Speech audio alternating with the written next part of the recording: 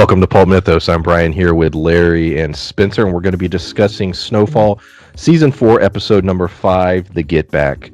If you've not hit the sub button, please do so. Hit the bell, leave a comment. We got a lot of new content coming to the channel. We're going to be covering Falcon and the Winter Soldier, Invincible, and City on a Hill, which starts in about a week. So look for those. This whole episode was basically about the ramifications of what happened at the end of last week's episode, that being the shootout and then death of Tiana. Leon has to deal with this, and so does Franklin. Now, over the course of the episode, we're basically presented with the fact that Franklin has to make a decision. Manboy and Scully have now aligned themselves together because they need revenge. They need Leon's head on a plate, and rightfully so. I completely get it. I understand why they want it, and Franklin at first seems like he's considering giving up Leon. It's the smart move to make for as far as business at this point. But Franklin doesn't go that route. Franklin, at the end of the episode, makes the decision that no, he's my friend, my brother in many ways, and no, you can't have him. Fuck you. And so we end up with a situation where war is basically declared. And what Franklin's plan is, how this is going to play out, I have no idea. I'm very excited to see what's going to happen, and I'm excited to hear what you guys think about that storyline and where it's going. So on that note, what do you think? What is Franklin's plan? Do you think he made the right decision, and where do you think this goes?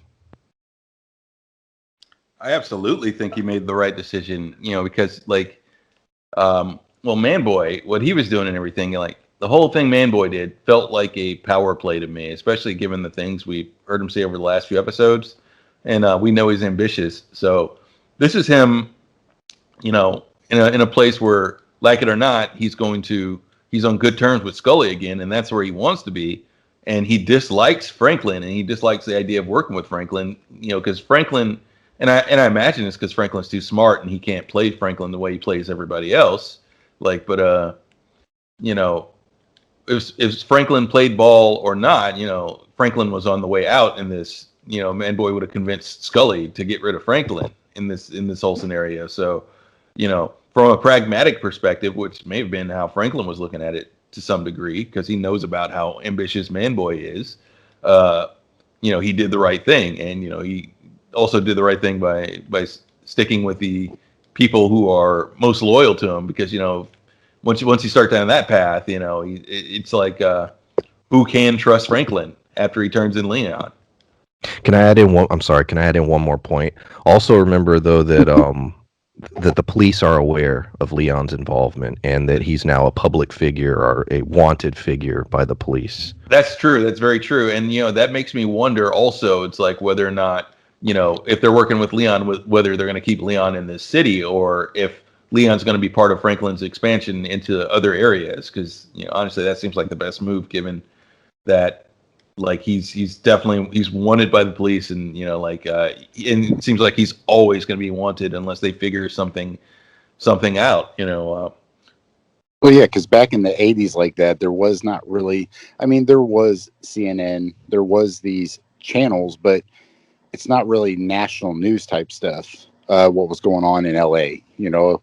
A murder is not national news at that time. And so if he was part of the expansion, that would be the only way for him to not continuously catch heat in LA. Because now I think that Teddy could probably help him, but he's already been exposed. So now it doesn't matter what happens with him. He is going to be constantly watched, constantly, kept an eye on.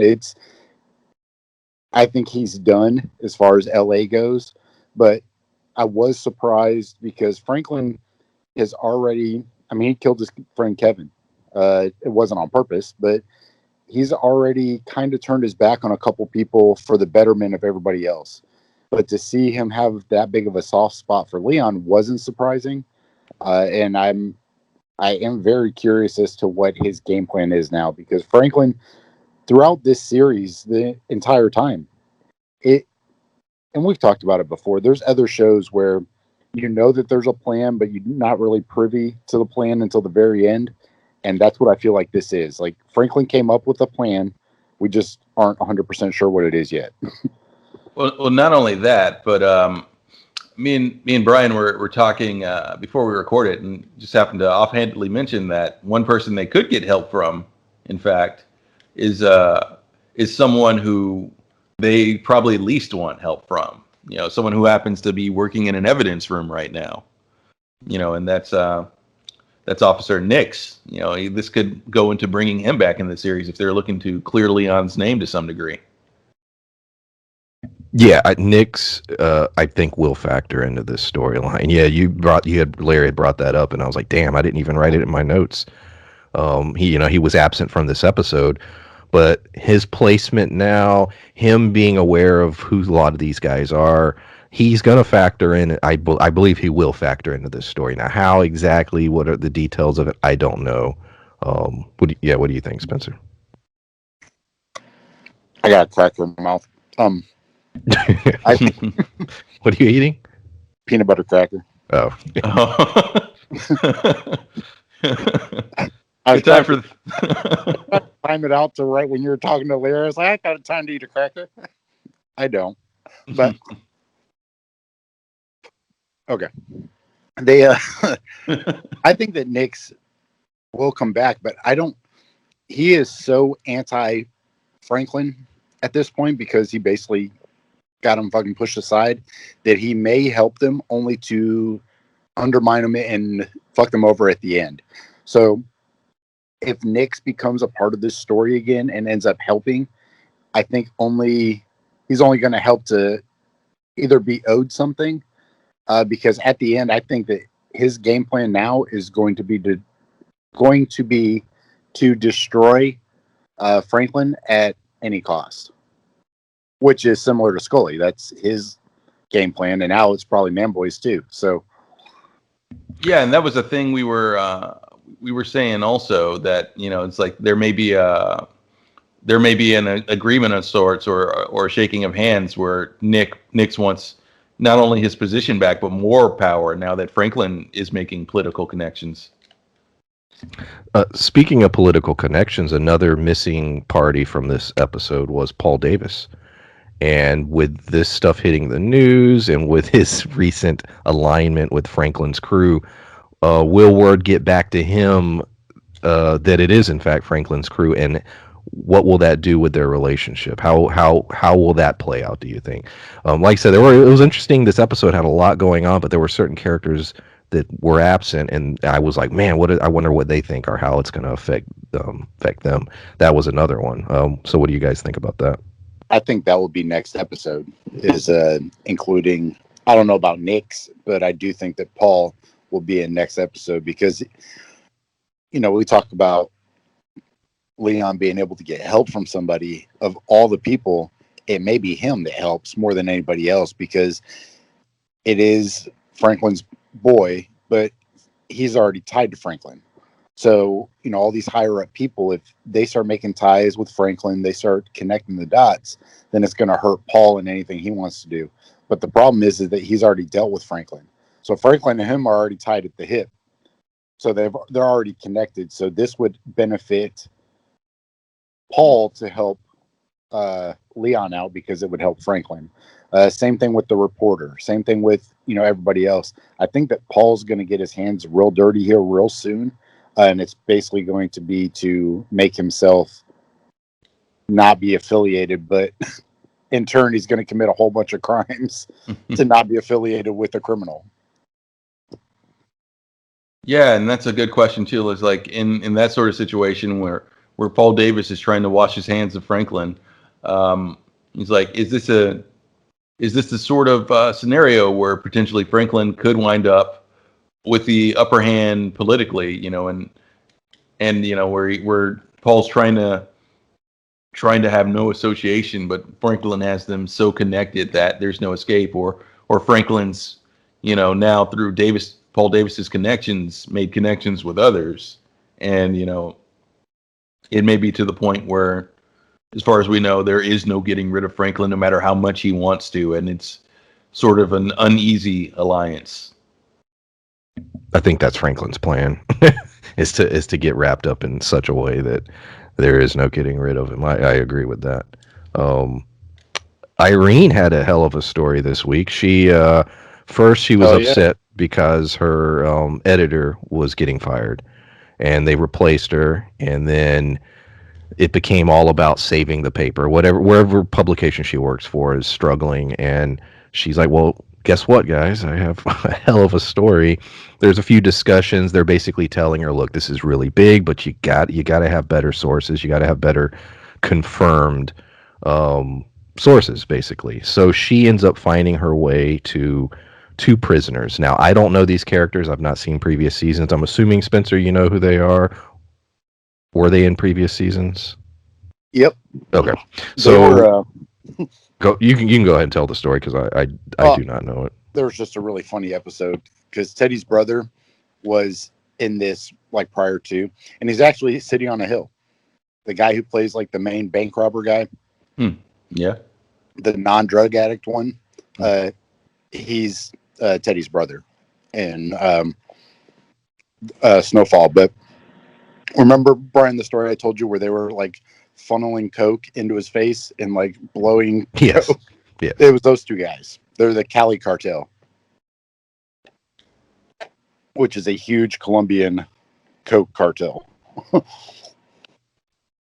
So they were captured. Irene basically tells them, "Hey, it was Teddy that or Reed Thomas, his secret name or his code name, gave you up." And she's trying to get information from them. Now they don't show us whether or not what they give up or how much they give up, but I'm assuming they give something up. Um, is there any character in particular that y'all think is going to be the one that comes over to Irene's side and gives her the legit scoop I think besides that those two guys? I was gonna say I think she's gonna die before that happens. Well, yeah. If that does happen, like she ain't gonna live long. She's not gonna live long to publish it. You know, and This, I. this whole series, and I looked up a bunch of stuff, and it's like loosely based on a lot of real shit that happened during that time frame. Rick Ross, and there's a lot of people who these stories are based upon, and we looked it up and we talked about it last time. The Central American freedom fighters, and all the stuff that we were funding in Nicaragua and everywhere else, that didn't become public knowledge for 15 years later. So I think that for it not to get out, something has to happen. So for even it, and I think that's what they were mentioning when they were talking about the getting more sources and more reliable sources, because they don't want to be seen as like the Inquirer or something like that, where everything they're saying is not credible. But at the same time, is somebody going to discredit them to make it look like everything they're saying is a lie, or is she going to die before it gets out? And I think those are the two bigger possibilities. In fact, I think not only that will they potentially be discredited. I think due to all the political things that Franklin's tied to, and all the agencies and whatnot. I feel like a lot of these people are going to start to see their lives messed with in little ways, and they're going to know why. And so she has the whole paper on her side right now, but if after the person who's in charge of the paper, if they start to fold, and if like even her assistant starts to fold because they just want to live a normal life, like yeah, they want to tell this story, but they want to live normal lives, and they weren't ready for the heat they brought on themselves. This whole thing's going to fall apart, and she might be the one diehard because she seems like it. She seems to know what she's risking, but I don't know if the rest of the paper is willing to risk what she's willing to risk. That's what I was going to say too, is that, like you just said, I think that she doesn't care. If they were threatening her, she'd be like, well, the story's got to get out.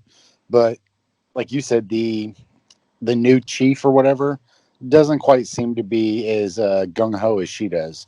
So if they start basically putting the clamps on some of those other people, she may not be able to get this story out, because once again, you go back to the 80s time frame, there's not blogs and vlogs, and people aren't putting stuff on Facebook or any of those kind of aspects, or Twitter. They're not linking stories.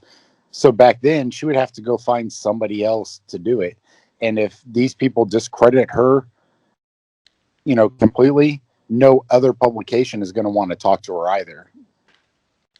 Yeah, she'll become. Yeah, exactly. They could discredit her. She'd become make her kind of a pariah in her field where nobody really wants to work with her. Like, just like this crazy conspiracy theorist. So it becomes a thing where they could easily, like, she has a lot of evidence, but like they said, she has, for such a big story, she doesn't have a source that's willing to testify or openly say, hey, I'm so and so, and I and I was a part of this, or I saw this happen. Like, no one's willing to step forward on that. Like, she may have those two drug lords to some degree, but to just have their word, not the best of options. And again, given who she's messing with, those guys may die in prison. Well, yeah, and how how reliable is a couple of criminals' words without anyone else? If those were the only two, it'd be different if they were like corroborating stories where she's got 10 different people that are saying, yes, these people did this, or the government's working with these people. But just to get two criminals to be like, yep, they would just see it as they were, plea bargaining or trying to do something to get out of jail. I don't think that their word would be good without somebody else's. So I'm curious to see who she's going after next to try and get some dirt. Exactly. They definitely, they're not the best sources for this kind of things, because you can discredit them so easily, just based on who they are, for one. This show has done a great job of showing how this war, the drugs, the one that's being funded by, the United States government in many ways, and how it's affecting the women. We've seen Wanda, who's going through the process of trying to get clean from the drugs. We have Khadijah, who lost her daughter, in a shootout, and the trauma she's going through.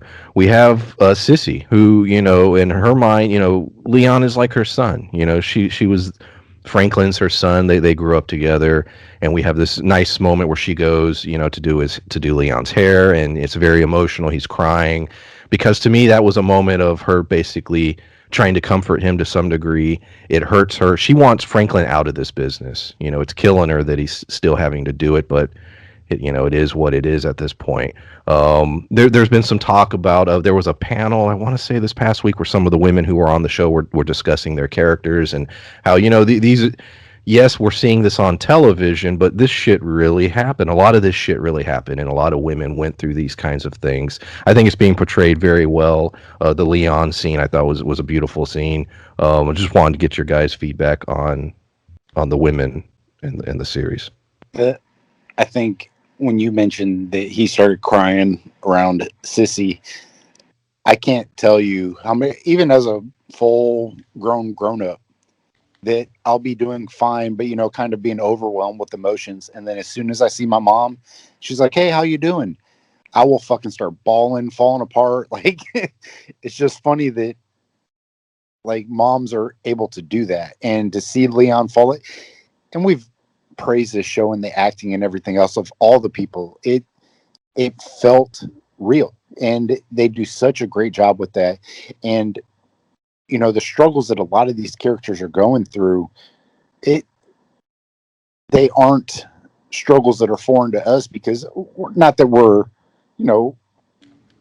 much older, but they're still prevalent today. So there's things that these people are all struggling with that it's still a struggle today, and to see it brought to light in this kind of fashion is very eye-opening and very well done. Yeah, definitely, and 100% relate to what you said there. Like, it's especially about Franklin's mom there, and that scene. It felt very real, and not only that, but to speak of Khadijah, because you mentioned Khadijah earlier, Brian. It was interesting to see the level of power that she has in this scenario. That for one, she was able to stop something that Franklin's been working on for this whole season, trying to get a handle on this gang war, and just with a few words, and telling them what they're going to do and how they're going to do it. She managed to put an end to this beef between Manboy and Scully. These people who were ready, both of them were ready to kill each other, but she's got enough power, given her position and everything, that she was able to stop it. And it's clear that, she's got Scully's ear like nobody else in his crew does, for one, because like when Franklin initially goes to talk to Scully in episode 1 of this season, first person he asks, he's like, yeah, does this seem like bullshit to you? He talks to Khadijah, and gets her opinion on it first. And she is clearly the, like, in Scully's crew, because Scully seems like such a loose cannon. She is the brains of this operation to some degree, as I see it. We said that a lot in what was it? Your Honor. Your Honor. Yes, I was thinking of that too. Where Jimmy's, what was her name? Grace. Was the mom's name? I don't remember. That was with a G, but she was the one pulling the strings. She was the one that was in charge. Whether she wasn't necessarily the figurehead, but she was 100% the one in charge. And this felt like that. Khadijah being able to basically, like Larry just said, she was able to get peace where they've been trying, and she just, it was like a couple lines of dialogue, and they're like, all right, my bad. And then they were fine. They were hanging out getting tattoos, and I was just like, oh my God. Brady's been trying to do this for the whole season so far, and she's able to do it in a line of dialogue. Like, yeah, and between the three of them, she seems like she's the one that should be in charge, because she's clearly the smart, level-headed one, and Manboy's pretty smart too, it seems, but he's too ambitious. He's too ambitious, and he's not going to think about anybody else. Like, he seems like he's so ambitious that he'd step on his own toes, if anything. Like she seems like the most, I guess, complete or level-headed of the three. So if anybody should be in charge of this crew, it seems like it should be her. And she seems to have enough power to where she's keeping this whole situation stable, especially for Scully. Yes, well, she high all the time. She came out of the fog. There's a great moment in the hospital where she is suffering, and she's covered in her child's blood, and she's going through that trauma, and Scully's there, and they're both going through this, and she has her moment with Manboy, but then she hits a point where she's like, all right, I'm grieving, but now it's time to get shit done. Yeah. And there's that moment where she tells Scully, chill the fuck out, let them do their job. And like you said, Larry, when they get back to the house and he's getting this tattoo and everything, she's like, what the hell are you guys doing? It's time to get shit. We have business that needs to be taken care of. And she, at that point, has taken control and has become, like you said, the leader. And Scully didn't have that. Scully's fucking insane. So yeah, Scully could have never done it on his own. Never. And you're right. The fact that she had the ability to end this beef quickly. The scene with her and Manboy was a great scene. I've never, had that much of a falling out with my sister, but we've had fights in the past. It never ended in gunplay, but it was an interesting little moment where they were, he's just like, look, I knew you weren't there. But yeah, we're gonna get that one message from your sister, like, it almost did, you just didn't know. You're just lucky. Maybe. But yeah. So I don't know, you have mentioned this character before, Spencer, Lucia. Yes. So Gustavo, he ends up getting arrested. He comes in drunk, and he's still dealing with the fact that these two people that were close to him were murdered, and their kids are now being raised by their aunt, I believe. So after he gets arrested, he basically is like, look, CIA, sure, I'll do what you guys need, but I need this family taken care of. I need them financially taken care of, and B, I need to find Lucia. Now, yet again, you said, Spencer, we're not clear on the show as far as where she is. No. Okay. It's, if I remember correctly, they all got hemmed up with some stuff, and towards the end of season 3, they started using her mother's land to traffic drugs. That's where they were. The house at the beginning where his cousin or brother or whatever got killed, that house, they dug a hole in the backside of the house that connected into Mexico, but they had to go through his Lucia's mom. It was her land, so they all went down to Mexico together, and she was not wanting to be part of it anymore. She was just done, if I remember correctly. And then it really bothered Gustavo because that was his, not only his the love of his life, it was his best friend. Like they did everything together. They helped set all this stuff up together. So it would be I think it'd be awesome to have her come back into the story. Um, and because throughout this series, she was a vital part of Gustavo's business. She also helped forge the relationship with one of the Hispanic gangs. And, we keep talking about how is Franklin going to fight this war? He's got a war coming, and now it's two, maybe three groups coming after him, and he only has a very small amount of soldiers. He's just really smart. And I think now with the mention of her, I think that's who they're going to go through. It's going to be either one of the Mexican drug cartels that are coming in, or one of the gangs that Gustavo and her were working with in the earlier seasons. That's interesting. Yeah, so just this little bit of happenstance may bring it all together.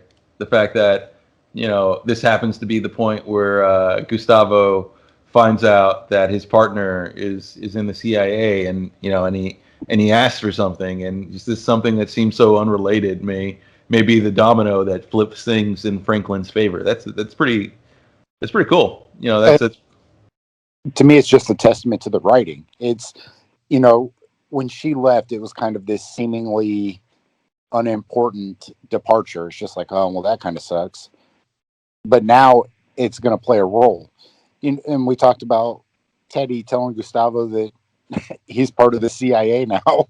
It's one of those things where you thought it might be funny, but now it's playing an important role. Like all the forethought that seems to go into each one of these seasons, tying in old stories, is a testament to their writing. Absolutely. Um, my last major point, and then if there's anything you guys want to talk about, it is in fact we talked about it a little bit up front, but let's go a little more into Franklin. Franklin at the end, I agree that I think he has a plan, but he's backing Leon.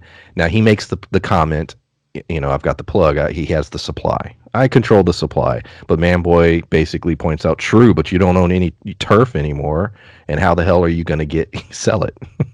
And so there's a bit of an issue here. And I don't, where does it go? Because now that Franklin is an enemy of Manboy and Scully, we have a legit war. Who strikes first? Is his plan going to be to take out those two guys? Is he going to play to having Teddy help him? Is he going to use his Paul Davis connection? Is it a combination of all of those things? Well, I think that it's important, but I think Manboy is overplaying his importance because remember, Franklin's talking about expanding. So having this large amount of income come from Scully and Manboy may be unimportant if he goes to they're talking about like heading to Louisiana, going to Kansas City, like these kind of middle tier cities right now. But if he expands out, it's not going to matter whether Manboy or Scully are selling stuff for him. But I think the biggest thing is that would probably hinder him from being able to expand because, without money, it's going to cost him a lot of money to buy more Coke, to go to more places and start being that distributor without him having that, I guess, steady income. Kind of like you can't work on your passion project without having a real job because until your passion project takes off. Don't I know that? But that's what it feels to have this income to be able to do what he wants. So I think it's going to be important to resolve that, but I'm curious whether or not it's going to hinder him or if he's just going to take him out and do whatever. But that's why I was saying earlier, the the Hispanic gangs that are there, they own a lot of territory too. And remember when Leon was trying to go get uh, Coke, it was one of their gangs. Remember, it was the Hispanic guys that came down Oh on. yeah, yeah, you're right. So that's a whole nother aspect that they could team up with. So I'm curious to see who Franklin goes with because there's a lot of fucking options. Yeah, that's a good question, but again, I think that's the importance of Leon because, like you said, things are so unstable at home that Franklin can't spread himself too thin. But now the question isn't, I think, so much who do you send to to to sort of do your deal making on this expansion because, like your answer is, potentially Leon because Leon's the one that can't be there right now. Leon and Fatback, and I it love may that. also, yeah, that's such a cool name. Like, but that's such a country name too. That's more of a I country know. name, in my opinion, It's so funny. right? Like, but like, here's my question too. Like, how big is their crew, Leon and Fatback? Like, because Franklin has access to them, and that may be a way to sort of stem things for a bit, or at least hold Manboy and Scully at bay a bit until he can expand. But I think that's the interesting part is that now with the heat being on Leon and Fatback, that's going to put heat on their soldiers. So now True. I think that's less of a viable option for him because all these soldiers that they did have are now basically in hiding at the moment. I don't know what the end of that story will be, but right now they're hiding. So I'm very curious as to who he'll reach out to either, you know, get rid of that heat on them so that they can use their own soldiers or if he's going to go get new ones or different ones.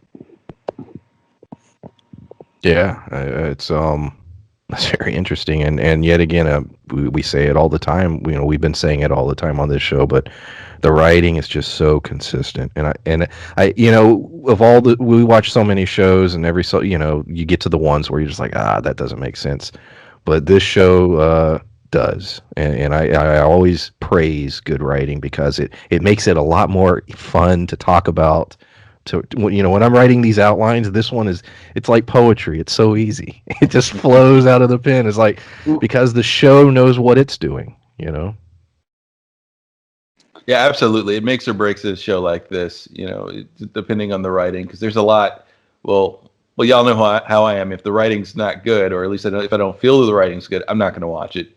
I'm not going to suffer through a thing just because I've started it, and it's never suffering through this show for me, or oh, I'm not looking forward to that episode. It's always, you know, I'm always in a situation where I want to, like, if I have choice between something to watch, like we mentioned this week, you had a few options. There's some new shows coming out, and then we had the Snyder cut and everything.